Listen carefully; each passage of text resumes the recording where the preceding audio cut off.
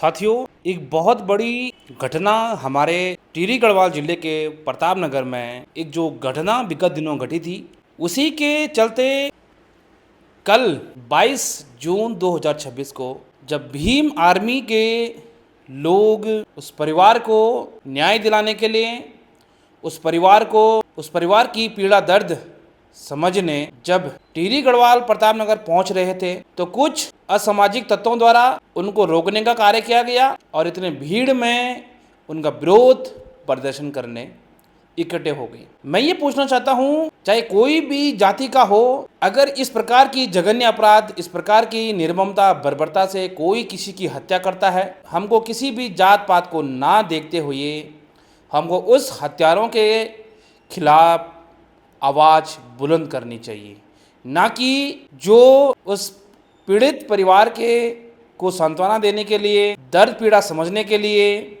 आ रहा हो। अगर शायद ही हमारे उत्तराखंड के लोग उस हत्यारों के खिलाफ फांसी की सज़ा होने के लिए, फांसी की सज़ा मांगने के लिए और उनको कड़ी से कड़ी सज़ा देने के लिए अगर हम सभी उत्तराखंडवासी एकत्रित होकर धरना और आक्रोश दिखाते, तो हमको यह लगता है कि बाहरी राज्यों के भीम आर्मी जैसे नामक दल के व्यक्ति नहीं आते। आप परिवार के साथ खड़े होने के बजाय दूसरे लोगों को बचा रहे हो कि हमारे टिहरी का माहौल खराब करने जबरदस्ती आ रहे हैं।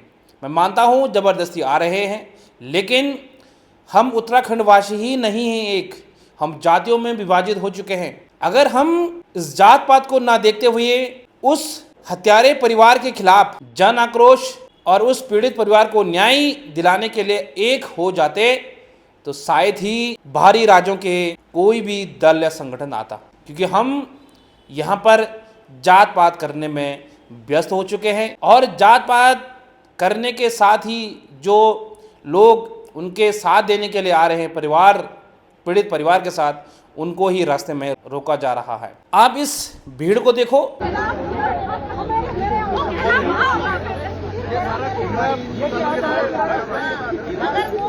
उम्मीद करता हूं आपने भीड़ देख ली होगी। अगर यही भीड़ हत्यारों के खिलाफ खड़ी होती, हत्यारों को फांसी देने के लिए खड़ी होती, तो शायद भीम आर्मी जैसा संगठन और दल देहरादून, उत्तराखंड, टिहरी गढ़वाल जिले में नहीं पहुंचता। क्योंकि मुझे भी बहुत सारे लोग कमेंट के माध्यम से, बहुत सारे लोग इनबॉक्स में मैसेज कर रहे हैं कि आप उनका समर्थन क्यों ले रहे हो, आप इस प्रकार की वीडियो ना बनाओ। देखिए, इंसानियत, इंसान सबसे बड़ा धर्म है। मेरे लिए इंसान से बढ़कर कोई जाति पाति नहीं है। कल के दिन किसी ठाकुर ब्राह्मण के साथ होगा, मैं इसी तरह उस ठाकुर ब्राह्मण ऐसी आवाज़ उठाते रहूंगा। जब तक हर घर से ऐसी आवाज़ नहीं निकलेगी जैसी मैं निकाल रहा हूँ, जैसी मैं आवाज़ उठा रहा हूँ, तब तक देश हमारा जातियों में बटा रहेगा, हिंदू कभी एक नहीं हो पाएगा। बहुत बड़ा दुर्भाग्य का विषय है, इस प्रकार की जघन्य अपराध और बर्बरता से केतन लाल की हत्या कर दी गई, पैरों में कील ठोक दिए गए, हाथ पैर के नाखून पलाश से उखाड़ दिए गए। इतनी बर्बरता होने के बाद आप लोग कहते हो कि बाहरी राज्यों से कोई दल या कोई संगठन नहीं आएगा। उनको आने की जरूरत कहाँ पड़ रही है? उनको आने की जरूरत कब पड़ रही है? उनको आने की जरूरत तब पड़ रही है जब हमारे उत्तराखंड राज्य के उसी जिले, उसी गांव के लोग पीड़ित के पक्ष में ना होकर हत्यारों के पक्ष में खड़े हैं। तो जाहिर सी बात है, बाहरी राज्यों के दल, संगठन अवश्य आएंगे और हमको जात पात को ना देखकर इंसानियत को देखना चाहिए, जिसमें कई लोगों को आपत्ति हो रही है कि हम इस प्रकार की वीडियो क्यों बना रहे हैं। हम इस प्रकार की वीडियो इसलिए बना रहे हैं क्योंकि हम इंसान हैं और मानवता ही सबसे बड़ा धर्म है। जात पात तो हम लोगों ने एक विभाजित कर रखा है और उस जात पात से पहले मानव धर्म है।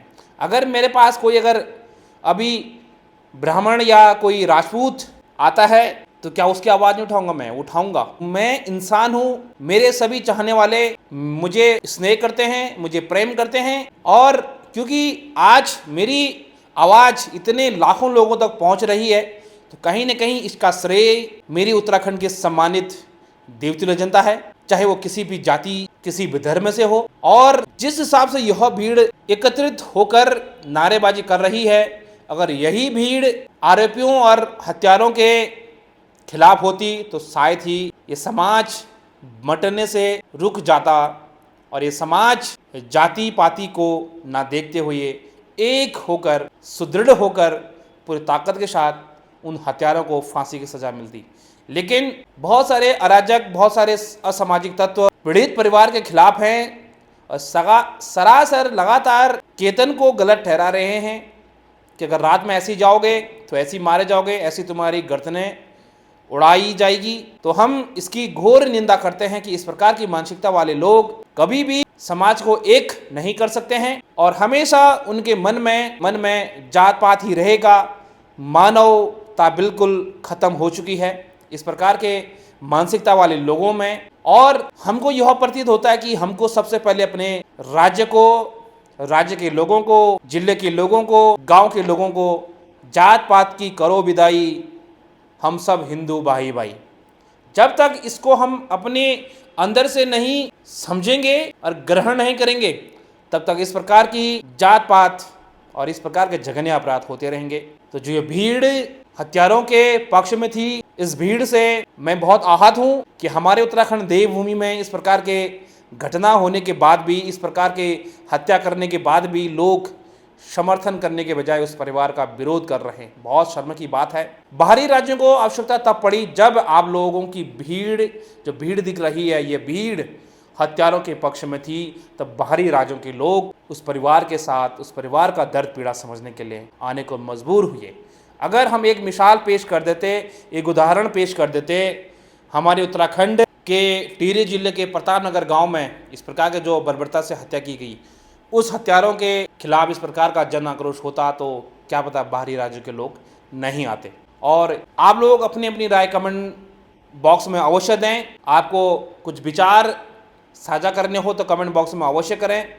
इसी के साथ अपने शब्दों को मैं विराम करता हूँ। आपकी रात्रि मंगलमय हो, धर्म की जय हो, अधर्म का नाश हो। जय श्री राम।